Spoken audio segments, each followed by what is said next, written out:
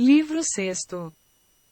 30 dias depois da noite em que Ben-Hur abandonou Antioquia, para se reunir no deserto com o Sheque Ilderim, um grande acontecimento, favorável ao nosso herói se processou. Valérios Gratus foi substituído por Pôncio Pilatos. Devemos fazer constar que esta mudança custou a Simone de 5 talentos em moeda romana, pagos a Sejano, que então estava no apogeu do seu poder como favorito imperial. O fim desta tentativa foi o de diminuir os perigos que podiam rodear Ben-Hur durante a sua permanência em Jerusalém. Mesmo os homens mais malvados ocultam, às vezes com boas ações, a sua perversidade. Pilatos ordenou que se fizesse uma inspeção a todas as prisões da Judéia, com o propósito, sem dúvida, de iludir a responsabilidade que corresponderia ao seu antecessor. O povo, pensando no bem que esta dita medida lhe poderia trazer, elogiava Pilatos, e por algum tempo esteve satisfeito. As pesquisas efetuadas proporcionavam revelações assombrosas. Centenas de pessoas foram postas em liberdade por não terem cometido qualquer delito, outras, que já há anos se julgavam mortas, voltavam a ver a luz, e encontraram-se prisões subterrâneas das quais as próprias autoridades se tinham já esquecido.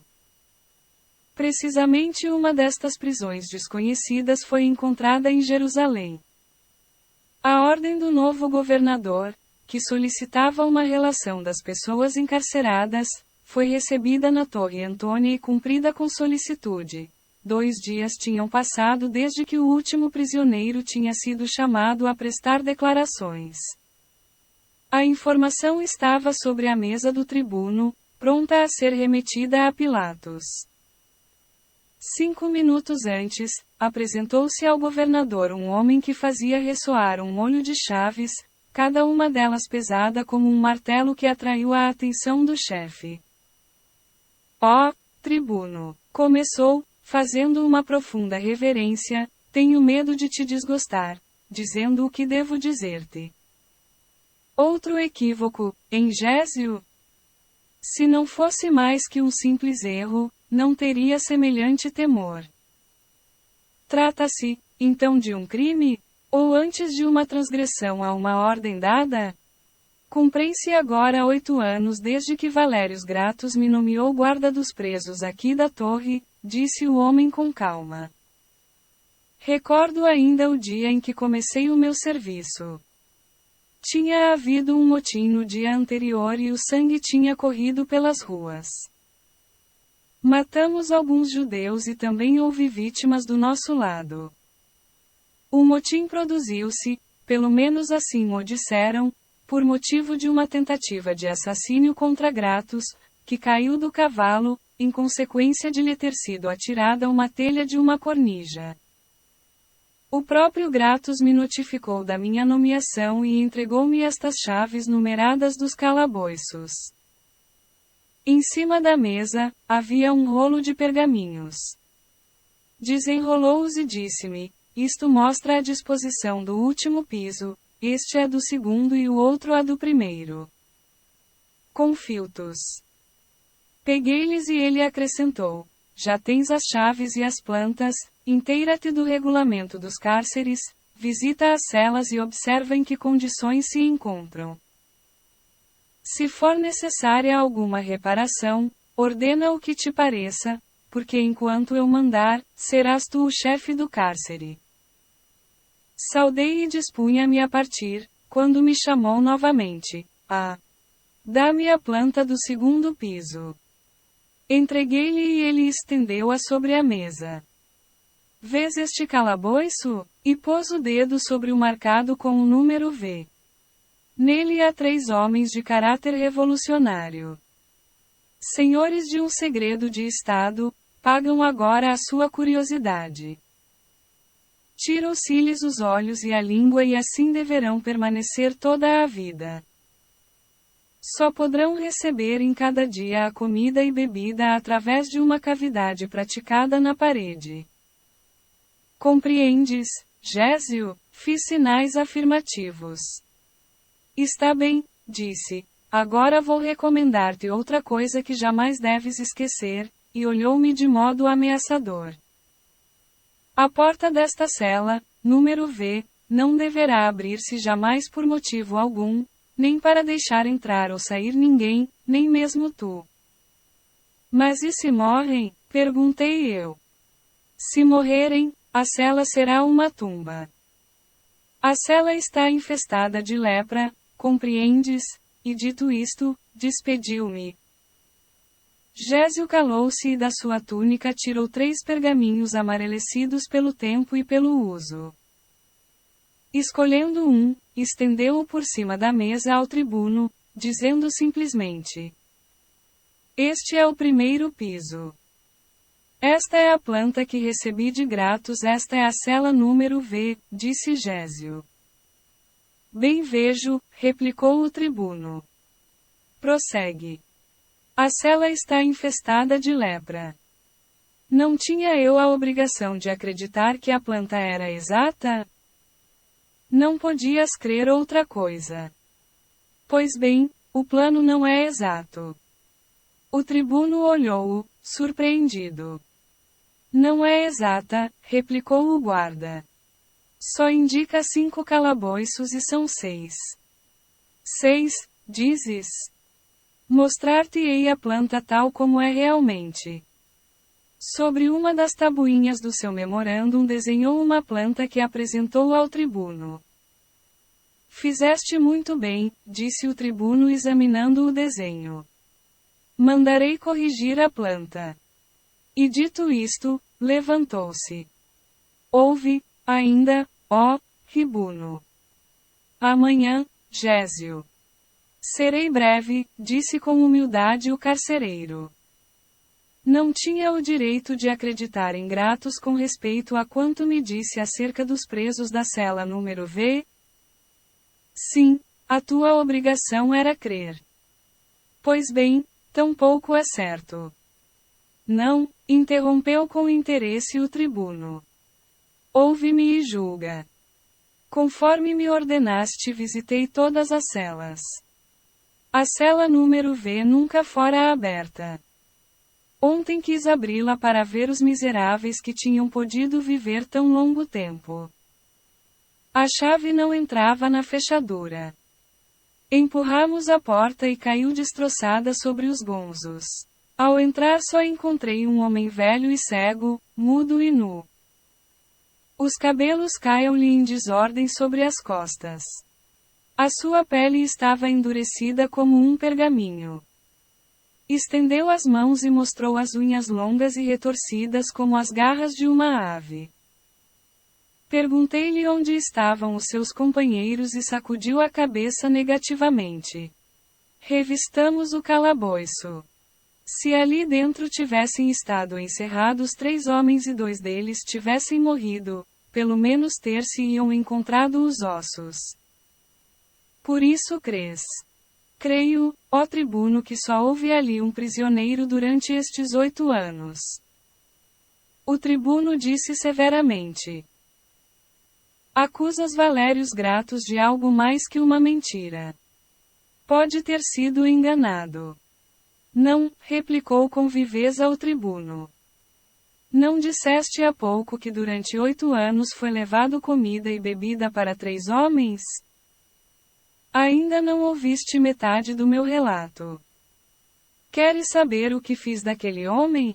Mandei-lhe dar um banho, fiz que o vestissem e calçassem e depois conduzi-o à porta da torre e devolvi-o à liberdade. Julguei ter me livrado dele, mas hoje voltou e, com sinais e com lágrimas, deu-me a entender que queria voltar à cela. Quando o levavam, beijou-me os pés e insistiu para que o acompanhasse. A sede. O mistério dos 3 homens remordia minha consciência por não ter levado até ao fim as minhas investigações. Os circunstantes guardaram silêncio. Quando chegamos à cela, pegou-me na mão e conduziu-me diante de uma cavidade semelhante àquela através da qual lhe passávamos a comida. Sem soltar-me a mão, aproximou o rosto da cavidade e deu um grito semelhante ao rugir de uma fera. Uma voz débil respondeu. Assombrado, chamei fortemente. Olá, mas, ao princípio não obtive resposta alguma. Chamou de novo e, então, ouvi estas palavras: Bendito sejas, meu Deus. A minha surpresa aumentou. A voz era de mulher. Perguntei-lhe, quem és? E replicou-me, uma mulher de Israel sepultada com sua filha. Socorrei-nos depressa, ou morreremos. Dei-lhes contas das minhas boas disposições e corri aqui. O tribuno levantou-se apressadamente. Tinhas razão, Gésio, disse, e agora compreendo. A planta é falsa como falsa é também a história dos 3 homens. Tem havido melhores romanos que Valérios Gratos. Sim, disse o carcereiro, posto que soube que o prisioneiro deu com regularidade a comida e a bebida recebidas à mulher. A razão é clara, disse o tribuno. E observando os semblantes dos seus amigos e refletindo que seria bom ter testemunhas, acrescentou: salvemos as 2 mulheres. Vinde todos. Gésio mostrava-se satisfeito. Será necessário perfurar a parede, disse. Pude encontrar o sítio em que se abria a porta, mas foi tapada com pedra e cal. O tribuno deteve-se para dizer ao seu escrivão: manda lá homens com os instrumentos necessários. Apressa-te e conserva a planta que parece exata. 8 anos antes, na manhã da sua prisão, a mãe e a irmã de Ben-Hur foram conduzidas à torre, onde Gratos tinha mandado que as encarcerassem. Tinha escolhido aquele lugar porque era o que estava sob a sua mais imediata vigilância, porque estava separada das outras e para mais infestada de lepra, com o que dava a entender que era sua vontade que as presas estivessem encerradas numa verdadeira tumba. A fim de que as vítimas sofressem o mais prolongado martírio, Gratos colocou numa cela próxima daquela um condenado cego e mudo para que lhe passasse os alimentos através de uma cavidade, e com surpreendente habilidade fez o procurador traçar novos planos topográficos, omitindo, como vimos, a cela 6. No dia em que as descobriu Gésio, estavam as 2 mulheres acocoradas junto ao muro em que se abria a cavidade, uma sentada, a outra meio deitada, apoiando-se na rocha nua. Encontravam-se completamente falhas de vestidos, e a luz, penetrando desde o alto, dava-lhes o aspecto de espectros. O seu recíproco afeto ainda vivo, revelava-se vendo-as uma nos braços da outra. A mãe era bela como mulher, a filha bela como uma jovem, mas ninguém diria isso naquele instante. Os cabelos estavam compridos, desgrenhados, completamente esbranquiçados, e de toda a sua pessoa desprendia-se um aspecto de repulsa que teria feito parar o visitante mais animoso. Talvez sofressem com a atmosfera pesada, com as torturas da fome e da sede que não podiam satisfazer desde que o seu servidor, o forçado cego e mudo, lhes tinha sido tirado. Tirza, lamentando-se, apoiou-se na mãe e cingiu-lhe o pescoço com os braços, ao mesmo tempo que lhe dava um beijo. Tranquiliza-te, Tirza, Deus é bom. Temo-nos recordado sempre dele e não nos temos esquecido de evocá-lo cada vez que ouvíamos o som das trombetas do templo. Assim falou a mãe. As suas palavras eram simples e persuasivas. Tirza tinha cumprido 21 anos, mas que não era mais que uma criança, respondeu. Demonstrarei ser forte, mãe. Os teus sofrimentos devem ser tão grandes como os meus e eu quero viver para ti e para o meu irmão. Quem sabe onde se encontrará agora? Quem sabe se conseguirá salvar-nos? A mãe estreitou contra o peito a filha e disse-lhe: A noite passada sonhei, Tirza, e vi perto de mim como te vejo a ti agora. Temos que acreditar nos sonhos, também os nossos pais o faziam, porque o Senhor falou-lhes assim por diversas vezes. Adivinhei que vinha à nossa procura e corri ao seu encontro abrindo-lhe os braços e chamando-o pelo seu nome. Ouviu-me, olhou-me, mas não me reconheceu. A mãe inclinou a cabeça, o rosto nublou-se-lhe como se fosse ferida por uma dor aguda. Tirza levantou os braços ao céu e pediu com voz lastimosa. Dá-me água, ó mãe, um pouco de água. Uma só gota me bastaria. A mãe espraiou a vista em seu redor confundida por se ver impotente para satisfazer a sede da filha. Tinha nomeado Deus tantas vezes, tinha-lhe prometido tanto em seu nome que lhe parecia um escárnio repetir a súplica. Passou uma sombra pela frente da fenda, obscurecendo a débil claridade e pensou na morte que cada vez mais se avizinhasse e que a esperava assim que a fé se lhe extinguisse. Tem paciência, Tirza, já vem, estão quase aqui. Pareceu-lhe ouvir um rumor proveniente da cela vizinha, sua única comunicação com o mundo exterior. Com efeito, não se equivocava. Depois de 1 ou 2 minutos o grito do forçado ressoou através da cela. Tirza ouviu-o também e ambas se levantaram dando-se as mãos. Olá! Ouviram gritar, e depois, quem és? A voz era desconhecida. Que se passava, excepto as palavras trocadas com Tirza, eram as primeiras que ouviam desde há 8 anos. Uma mulher de Israel aqui sepultada com a sua filha. Socorrei-nos depressa ou morreremos. Animai-vos. Voltarei imediatamente. As mulheres romperam a chorar. Tinham sido encontradas e ia ser-lhes prestado socorro. Se tinham sido encontradas, pô-las iam em liberdade. Recobrariam tudo o que tinham perdido: casa, amigos, possessões, liberdade, filho e irmão. A escassa luz selava-lhes ainda a beleza do dia, mas esquecendo os sofrimentos caíram no solo chorando, estreitamente abraçadas uma à outra. Pouco depois ouviram um rumor procedente do outro lado, como de golpes rápidos, sonoros, dados por instrumentos de ferro. Os golpes tornavam-se cada vez mais vigorosos. A intervalos caía estrepitosamente um troço de muro e a liberdade ia se avizinhando. Escutavam-se as vozes dos operários. É ele, mãe, é ele. Por fim encontrou-nos, gritou Tirza com toda a vivacidade da sua juventude. Mas a mãe respondeu docemente. Deus é bom.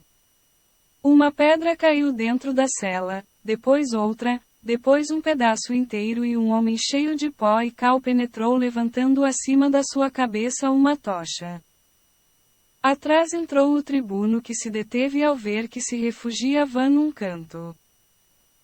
Da escuridão em que se tinham escondido saíram estas palavras, as mais desgarradoras, as mais tristes, as mais desesperadas. Não vos acerqueis. Estamos empestadas. Estamos empestadas. Os homens, olhando uns para os outros, levantaram as tochas. A mãe e a filha eram leprosas. O tribuno ouviu-as com horror, mas não se moveu. Quem sois? 2 mulheres que morrem de fome e de sede. Mas, e não vacilou em dizê-lo à mãe, não te aproximes. Não toques nem o pavimento nem as paredes, está tudo empestado, empestado. Conta-me a tua vida, ó mulher, diz-nos o teu nome, declara-me quando, por quê, por obra de quem foste aqui encerrada. Houve em tempos nesta cidade de Jerusalém um príncipe chamado Ben-Ur que tinha César por amigo. Eu sou a sua viúva e esta a nossa filha. Como posso dizer-te a causa do meu encerramento se a ignoro, excepto o ser rica? Valérios Gratus poderá dizer-te quem era o nosso inimigo e quando começou o nosso cativeiro. Olha o estado em que estamos e tem compaixão de nós. O ar estava rarefeito por causa do mau cheiro e do fumo das tochas. O romano mandou que se lhes acercasse um dos portadores e escreveu a resposta palavra por palavra. Esta era clara e compreensiva e continha, ao mesmo tempo, uma história, uma acusação e uma súplica. Serás socorrida, ó mulher, disse guardando a sua tabuinha. Enviar-te-ei alimento e bebida. E roupa, e água limpa, rogamos-te, ó generoso romano. Faça-se como o desejais, respondeu ele. Deus é bom, disse a mulher soluçando. Que a paz esteja contigo. Esta noite falas-ei acompanhar até a porta da torre para vos pôr em liberdade. Já conheceis a lei, a Deus. Poucos momentos depois penetraram na cela outros escravos levando um grande recipiente, com água, uma ânfora, toalhas e um prato com pão e carne. Igualmente lhes levaram vestidos que deixaram no solo ao alcance das prisioneiras, depois foram conduzidas à porta e deixadas na rua. Assim se livrou delas o romano e elas puderam ser outra vez senhoras de si próprias na cidade de seus pais. Ao mesmo tempo que Gésio, o guardião, se apresentava ao tribuno na Torre Antônia, um homem subia pela vertente oriental do Monte das Oliveiras. Era Ben-Hur que entrava em Jerusalém. Uma noite, enquanto estava com Ilderim no deserto, chegou um mensageiro com a notícia de que Gratus tinha sido destituído e em seu lugar nomeado Pôncio Pilatos. Com Messala reduzido à impotência, Gratus não tinha já poder algum. Por que adiar por mais tempo a procura da mãe e da irmã? A sua resolução foi rapidamente tomada. Naquela mesma noite aconselhou-se com Ilderim e obteve o seu consentimento. Maluche devia encontrá-lo em Jerusalém. Já era noite cerrada quando Ben-Hur se internou por uma rua que se dirigia para o sul. Caminhando pensativo descobriu a muralha setentrional da Torre Antônia, massa ameaçadora que se destacava no fundo cinzento do céu. A torre era tão alta e forte, descansava sobre cimentos tão seguros que parecia, na escuridão, uma gigantesca nuvem. Se a sua mãe estivesse encerrada nela, teria sido impotente para salvá-la. Oprimido por este pensamento, tomou pela rua fronteira a torre e seguiu-a lentamente, mantendo-se a oeste, pois não podia resistir ao desejo de voltar a ver a sua casa. O coração encaminhava-o para aquele sítio. Chegou, por fim, ao pé dela. Ben-Hur deteve-se junto à porta. A cera empregada para selar as portas permanecia intacta e numa tabuleta lia-se, propriedade do imperador. Então aproximou-se silenciosamente da fachada meridional. Também a sua porta estava fechada e tinha correspondente inscrição. O resplendor da lua permitia ler as palavras e Ben-Hur leu-as cheio de ira. Sentou-se nos degraus, e suplicou a Deus que apressasse o advento do novo rei. Este desabafo tranquilizou-o um pouco, em seguida foi cedendo às fadigas da viagem e adormeceu poucos momentos depois. Duas mulheres desciam pela rua que conduzia à Torre Antônia aproximando-se da Torre do Zur. Ao chegar à esquina do edifício disse uma à outra imperceptivelmente. Já chegamos, Tirza. Tirza apoiou-se nela pesadamente soluçando sem proferir palavra. Continuemos, minha filha, continuemos, porque ao despontar o dia atirar-nos-ão pelas portas da cidade que se fecharão para sempre para nós. Tirza caiu sobre o empedrado. Ah, sim, exclamou entre soluços. Tinha-o esquecido. Não era possível adivinhar qual era a mãe e qual era a filha. Ambas pareciam igualmente velhas e caducas. Tio, murmurou a mãe. Há alguém acocorado na escada. Um homem. Prosseguiram até a frente da porta onde se detiveram. Está a dormir, Tirza. O homem permanecia imóvel. Fica aqui enquanto eu vejo se posso abrir a porta. A mãe aproximou-se cautelosamente sem fazer ruído, olhou o homem adormecido e estremeceu. Voltou a olhá-lo inclinando-se levemente, juntou as mãos e elevou ao céu os olhos em muda súplica. Assim permaneceu um instante, em seguida correu a buscar Tirza. Tão certa é a existência de Deus como aquele homem é meu filho e teu irmão, disse-lhe em voz baixa. Meu irmão, Judá? A mãe apertou-lhe a mão com veemência. Vem, prosseguiu em voz sempre baixa e anelante, vamos contemplá-lo juntas uma vez mais. Atravessaram a rua com as mãos dadas, ligeiras, silenciosas como fantasmas.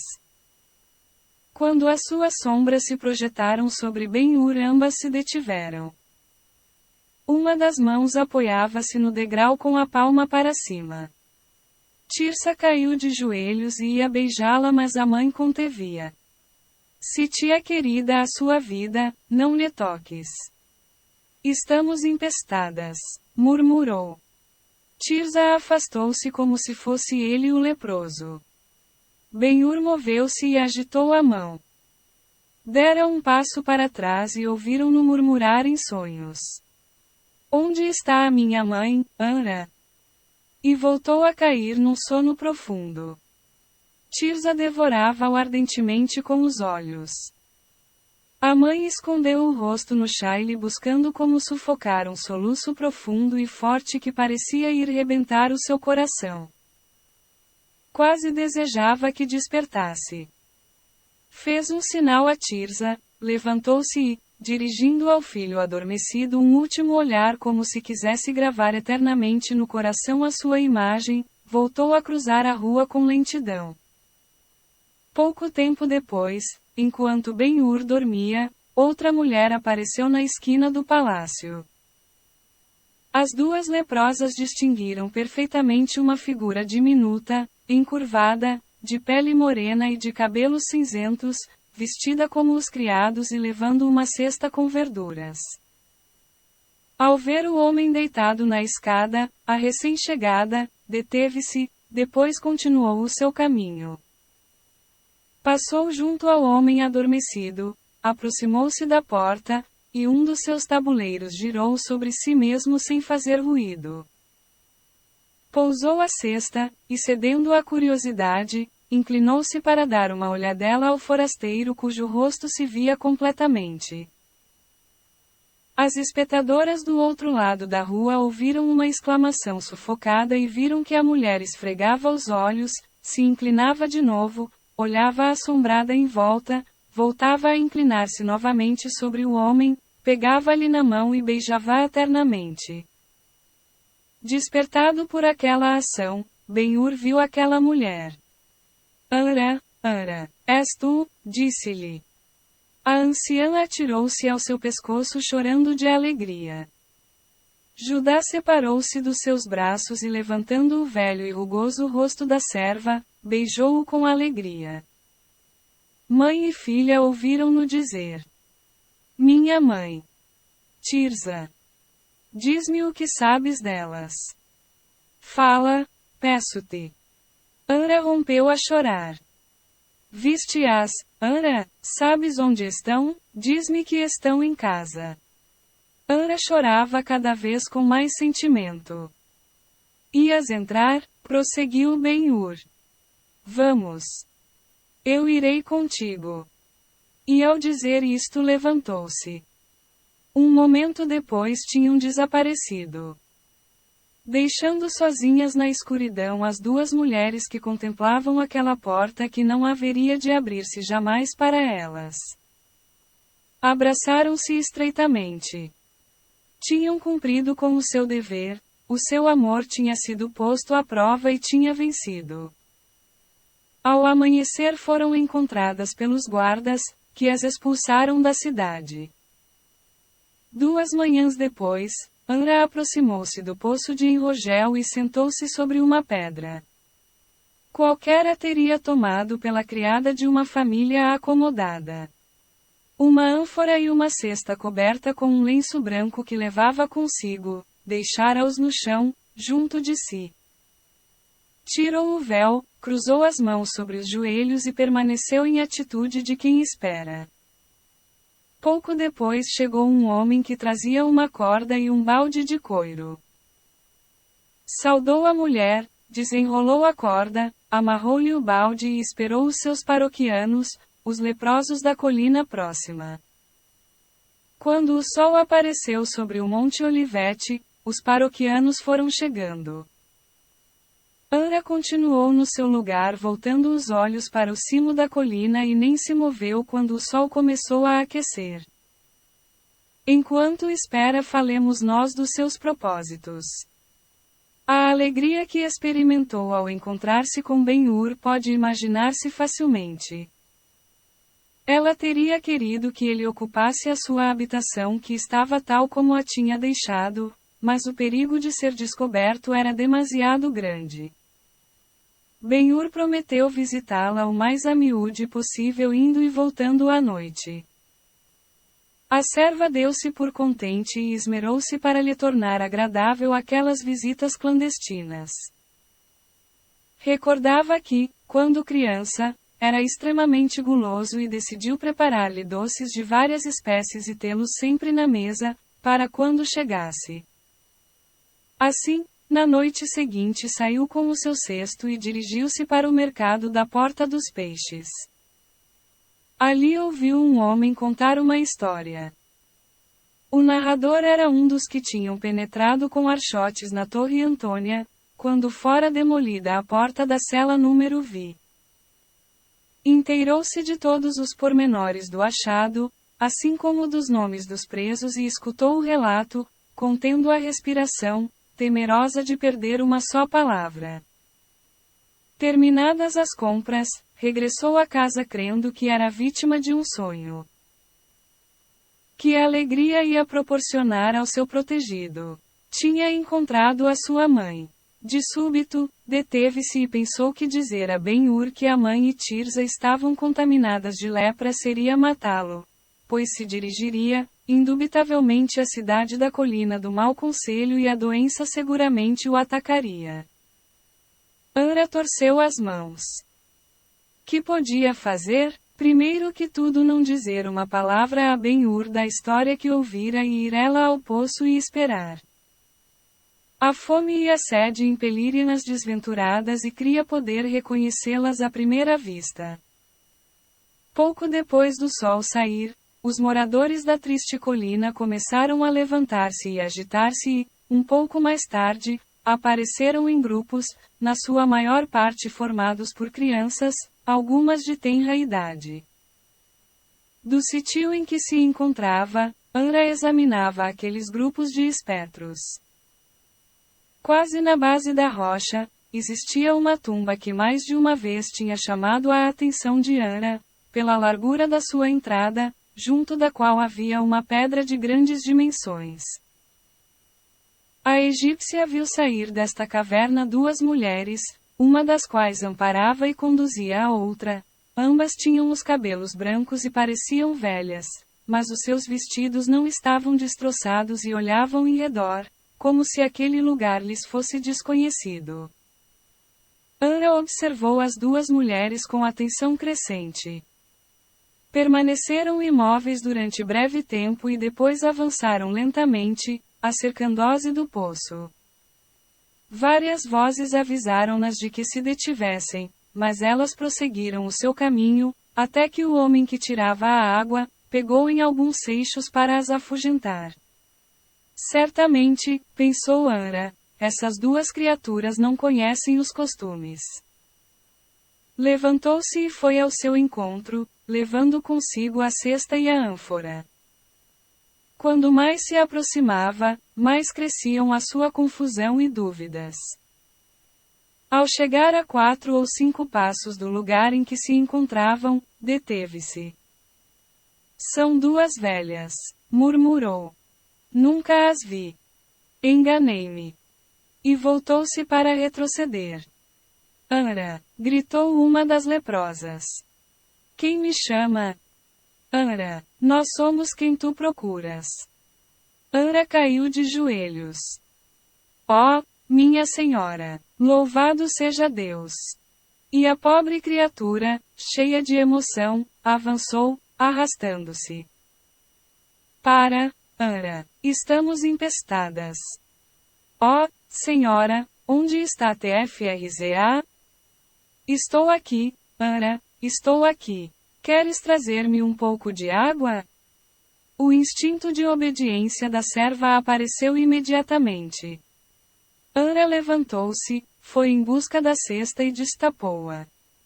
Olhai, disse. Aqui trago pão e carne. E ia a estender o guardanapo quando ouviu a sua senhora que lhe dizia: Não o faças, Anra. Os que estão ali embaixo poderiam apedrejar-te e negar-nos a água. Deixa o cesto e traz-nos água. É o maior serviço que te é lícito prestar-nos. Os circunstantes ajudaram comovidos, a encher a ânfora. Quem são? Perguntou uma mulher. Anra respondeu humildemente. Foram tão boas para mim. Colocando a ânfora sobre o ombro, apressou-se a voltar para junto delas. Deixou a água junto do cesto, retrocedeu uns passos e deteve-se. Obrigada, Anra, disse a sua senhora. Não posso fazer mais nada por vós? Perguntou a serva.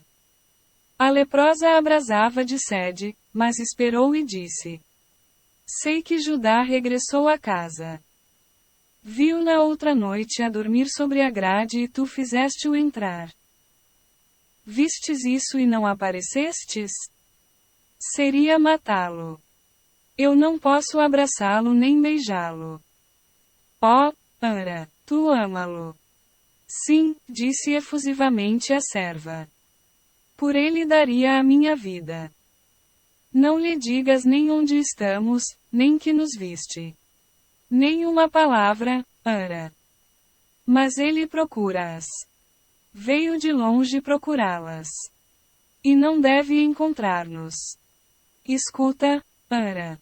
Serve-nos, como hoje, cada dia. Voltarás cada manhã e cada tarde e falar-nos-ás dele, mas a ele nenhuma palavra de nós. Vai e volta esta tarde, esperar-te-emos. Adeus. Pela tarde voltou e desde então, o seu único pensamento foi servi-las de manhã e à noite, para que não lhes faltasse o indispensável. A tumba era menos triste que a cela da Torre Antônia. Na manhã do primeiro dia do 7º mês, Ben-Hur abandonou o leito mal-humorado. Depois da chegada de Maluche, este começara as suas pesquisas na Torre Antônia, dirigindo-se direta e ousadamente ao tribuno a quem referiu a história dos Ur e os pormenores do acidente ocorrido a Gratos. O objetivo da sua visita era averiguar se sobrevive a algum componente da desgraçada família. O tribuno respondeu a Maluche referindo-lhe o achado das duas mulheres no cárcere da Torre Antônia e leu-lhe a informação que tinha mandado fazer de todo o acontecido. Desta informação, pôde Maluche obter uma cópia, com que correu ao encontro de Ben-Hur. Não é possível descrever o efeito que produziu no jovem a terrível história. São leprosas. Elas. A minha mãe. Tirza. Meu Deus. Preso de vivo sentimento, acudiu-lhe à mente a ideia da vingança.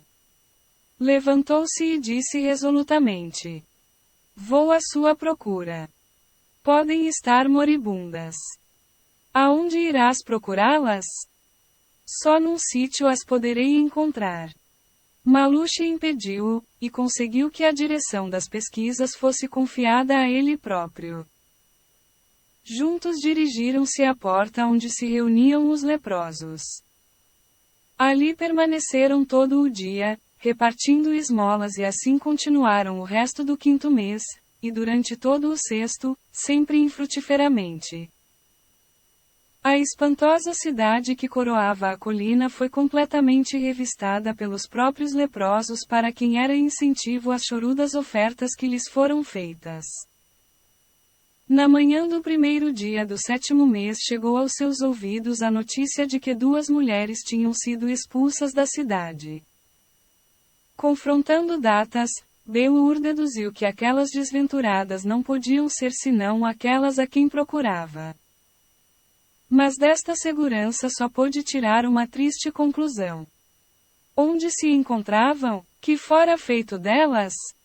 Cheio de ira, ardendo em desejos de vingança, penetrou no pátio do Cã, e encontrou-o cheio de gente chegada durante a noite.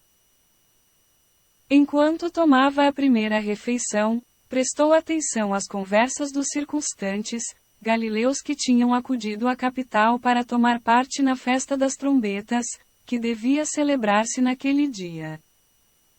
Um homem entrou no pátio com o rosto aceso, cheio de indignação. Que fazeis? Perguntou aos galileus. Os rabinos e os principais dirigem-se ao templo para ver Pilatos. Vinde. Vinde. Apressai-vos, vamos com eles. Subitamente todos o rodearam. A ver Pilatos? Descobriu-se uma iniquidade. O novo aqueduto de Pilatos vai ser pago com o dinheiro do templo. Como? Com o santo tesouro? Com o dinheiro de Deus. Que se atreva a tocar num só ciclone. Vinde, gritou o mensageiro. A manifestação está a atravessar a ponte. Pode necessitar de nós. Apressai-vos. Ben-Hur adiantou-se na direção deles e disse-lhes: Homens de Galileia, sou um filho de Judá. Quereis-me convosco? Talvez tenhamos que lutar. Não serei o primeiro a fugir. A resposta foi do seu agrado. Pareces robusto. Segue-nos. Ben-Hur despojou-se do manto. Preveis que haja luta? Sim. Com quem? Com a guarda. Que armas tendes? Olharam-no silenciosamente. Bem, prosseguiu, faremos o que pudermos, mas não seria melhor escolher um chefe? Os legionários têm um e por isso podem atuar como se os impelisse uma só vontade. Olharam-no com curiosidade como se a ideia lhes parecesse nova. Pelo menos prometamos estar unidos, acrescentou. Eu estou pronto. E vós? Também o estamos. Chegaram aos muros do pretório onde já tinham entrado os anciãos e os rabinos. À porta havia um centurião com um corpo de guarda completamente armado. Pelas portas de bronze, continuava a entrar uma torrente de cidadãos, enquanto outra mais exígua saía. Que se passa? Perguntou o galileu a um dos que saía. Nada, respondeu. Os rabinos estão diante da porta do palácio e pedem para ver Pilatos. Ele negou-lhes a audiência e eles mandaram-lhe dizer que não se moverão dali até serem atendidos. Entremos, disse Ben-Hur tranquilamente. A praça estava cheia de uma multidão exaltada. Todos tinham a vista fixa num pórtico, e a intervalos ouvia-se este grito. Pilatos, se és o governador, por que não sais? Aparece. De súbito um homem abriu passagem por entre a multidão, o seu semblante estava incendiado pela cólera.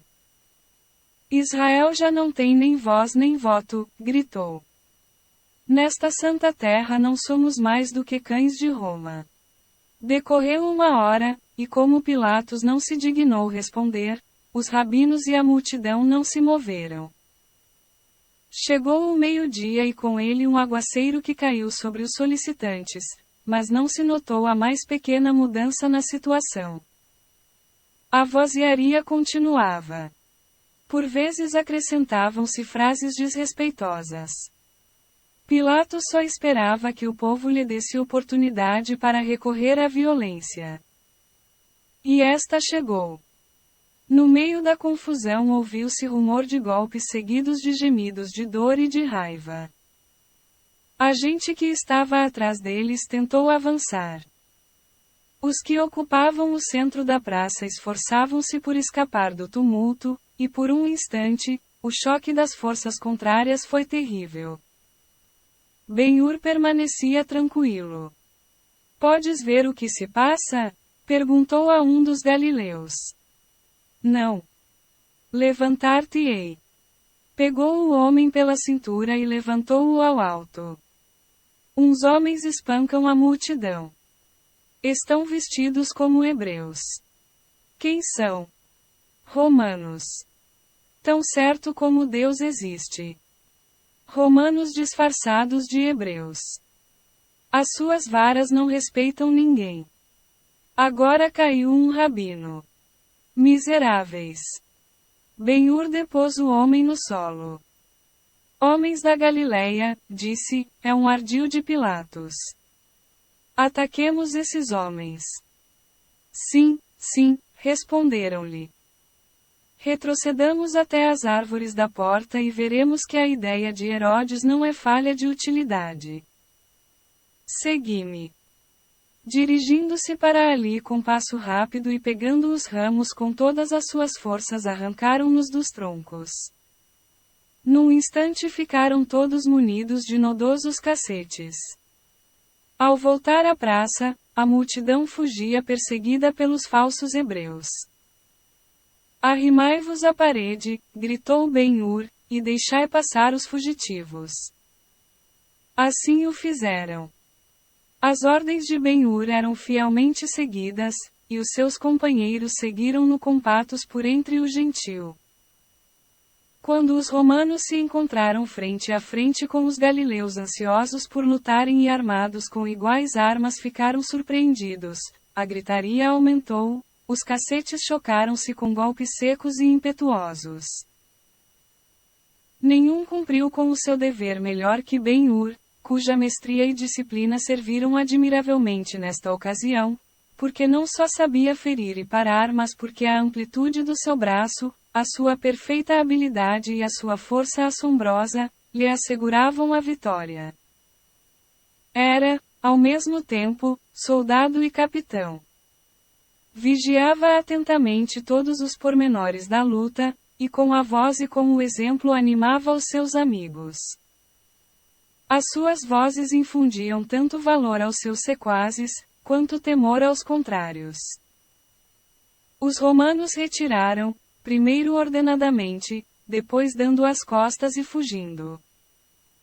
Os galileus quiseram persegui-los pelas escadas, mas Ben-Hur deteve-os. Alto! Gritou-lhes. O centurião em breve chegará com a guarda.